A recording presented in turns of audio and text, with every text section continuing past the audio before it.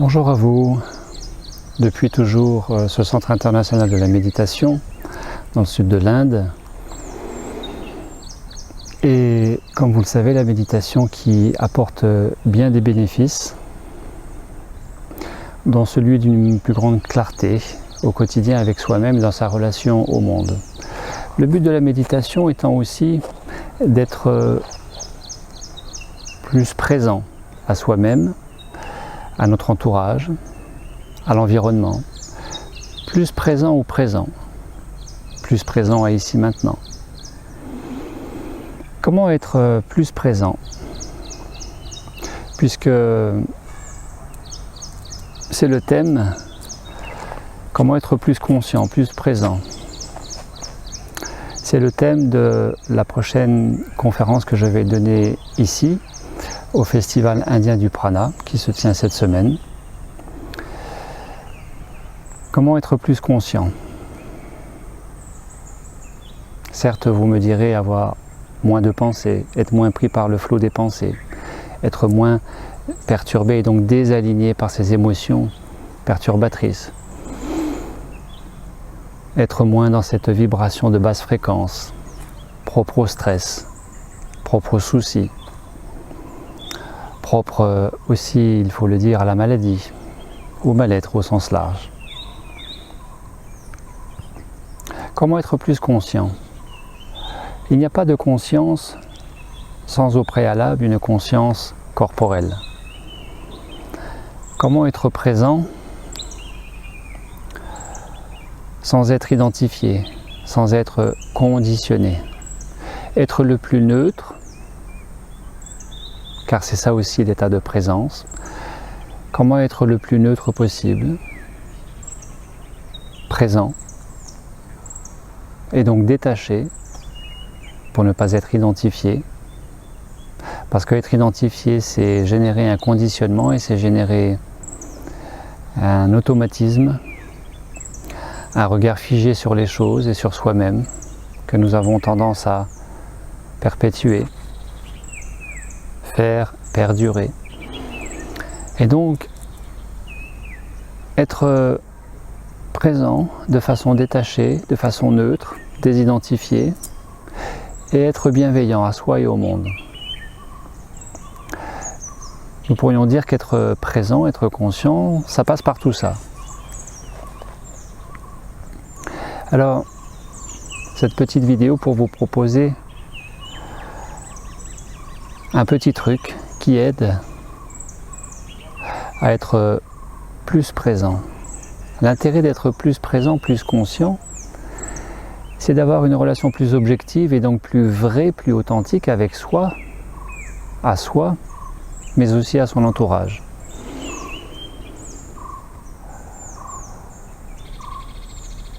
L'état de conscience qui nous objective, qui nous rend plus objectifs à notre relation à soi et à l'autre,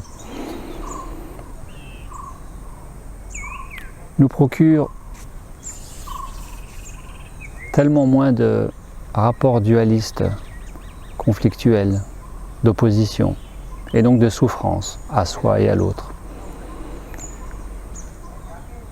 L'état de conscience au présent génère davantage de cette perception d'unité, de reliance au tout, et donc d'unité, et qu'au travers de cette perception d'unité,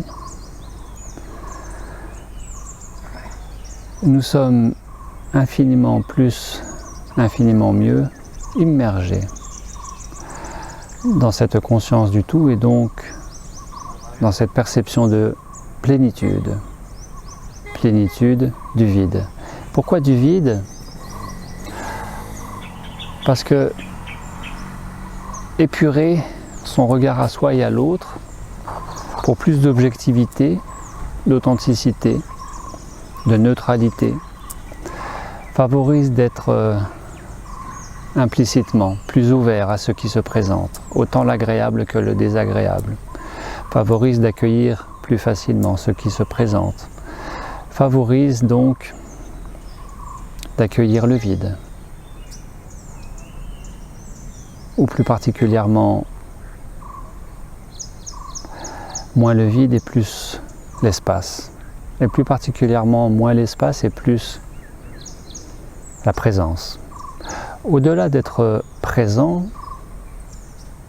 au présent, ici et maintenant, hors du champ du passé et du futur, le fait d'être présent au présent, à partir du moment où nous accueillons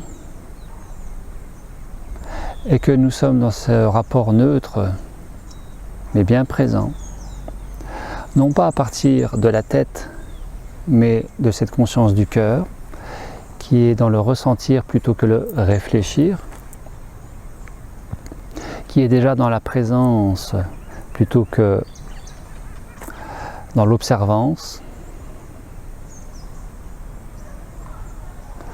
eh bien, cela génère davantage de cette conscience d'unité et du fait d'être relié au tout, parce que d'abord, relié à soi dans cette conscience, au travers de cette conscience corporelle, ici et maintenant, nous autres, les êtres humains, qui sommes aussi les antennes cosmotelluriques, nous recevons de ciel et nous transmettons à terre, nous recevons de terre et nous transmettons à ciel, eh bien, il y a cette ouverture qui se crée avec soi-même, dans cet accueil, dans ce relâchement, dans ce non-vouloir, dans ce non-savoir, dans ce non-faire, et qui procure d'autant de cette qualité d'être. Présence, joie, conscience, contentement, gratitude, amour. C'est tellement simple tout cela et en même temps tellement compliqué pour nous autres les occidentaux qui fonctionnons beaucoup trop, infiniment trop avec le mental. Alors j'avais simplement envie de vous proposer, pour cultiver tout cela, cette qualité de présence à soi et au monde, cette qualité de conscience,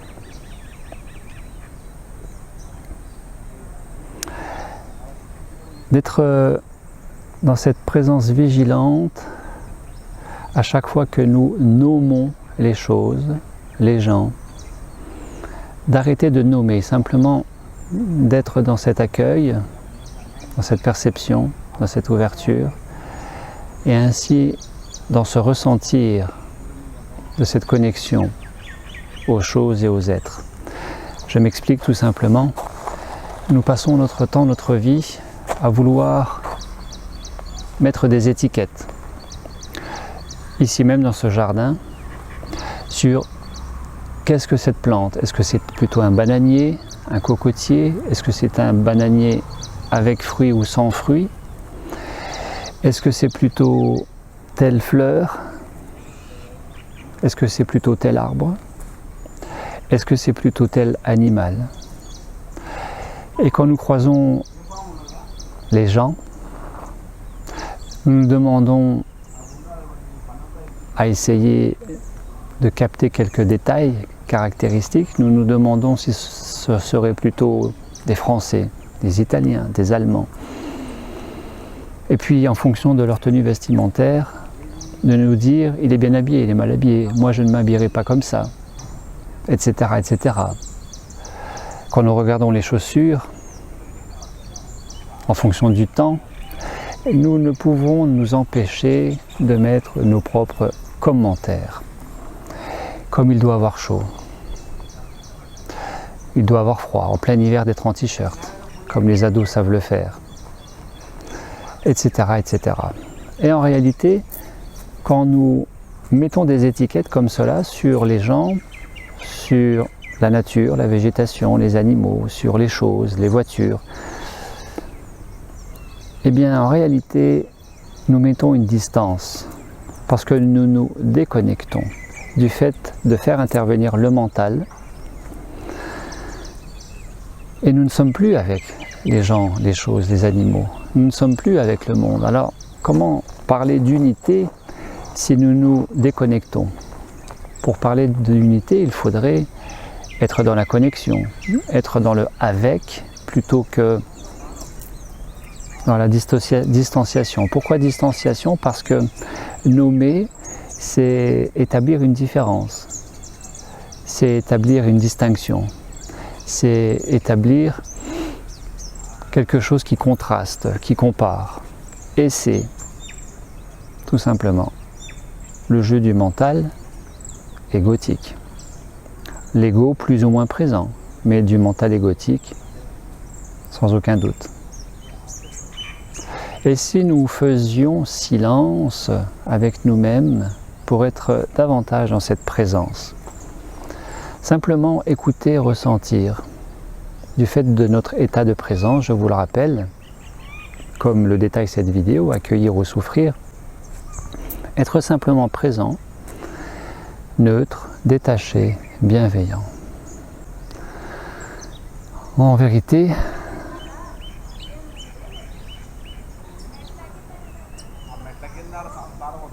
méditer ne consiste qu'à cela.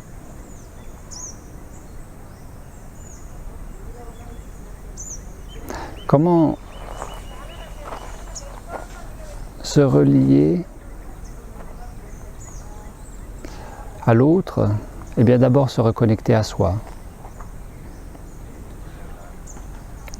au risque de se perdre dans l'autre.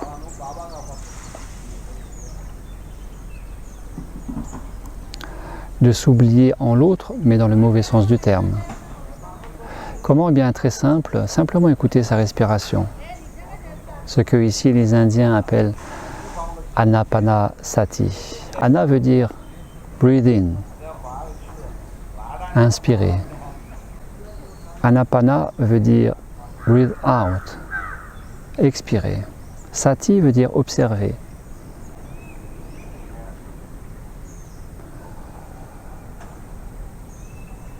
Instantanément, nous nous reconnectons à nous-mêmes, non pas dans la sphère du penser, mais dans la sphère du ressentir.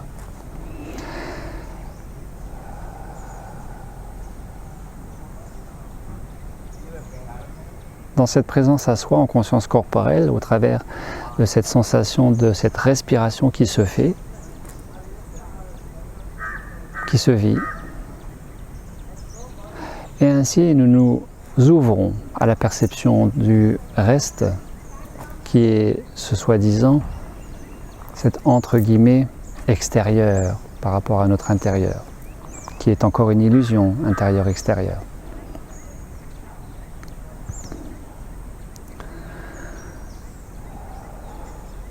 Arrêtez de mettre des étiquettes sur les gens, sur les choses, sur les animaux. Simplement être présent et sans rien chercher, sans rien vouloir, écouter, ressentir, observer, percevoir, plus, infiniment plus dans le laisser-faire que dans le faire. L'intention procède d'un lâcher-prise plutôt que d'une volonté.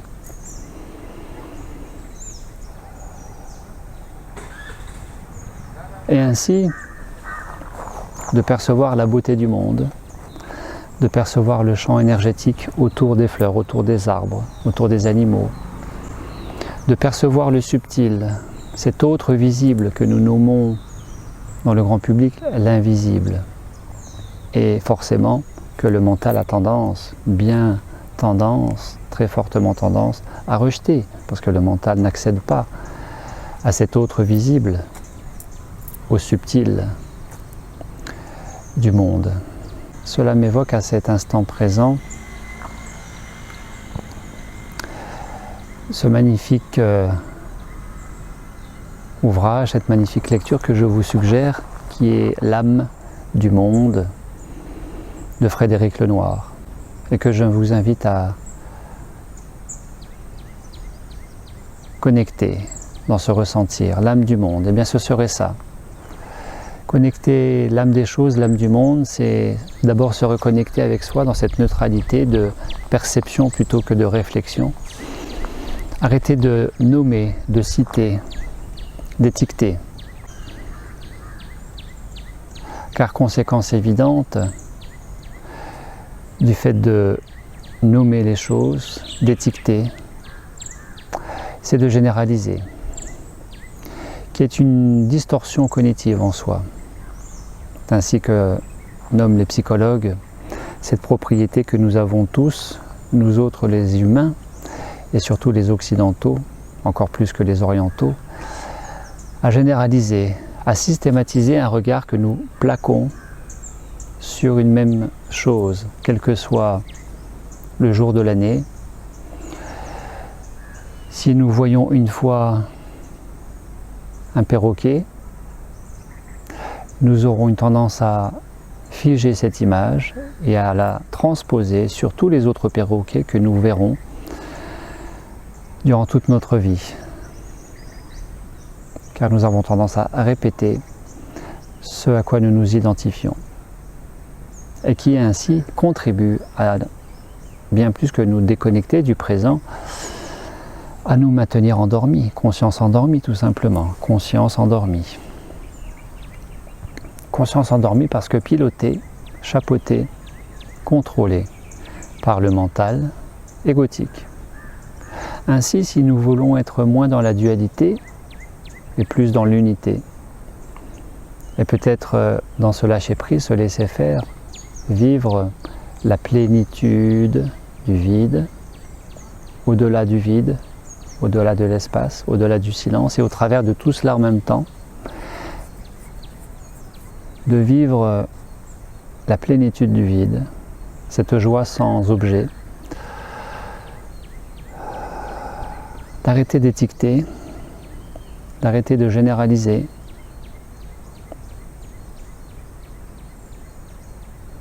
et simplement d'être au présent, avec soi-même et avec le monde, et peut-être un jour de goûter à l'âme du monde. Merci à vous et à très bientôt.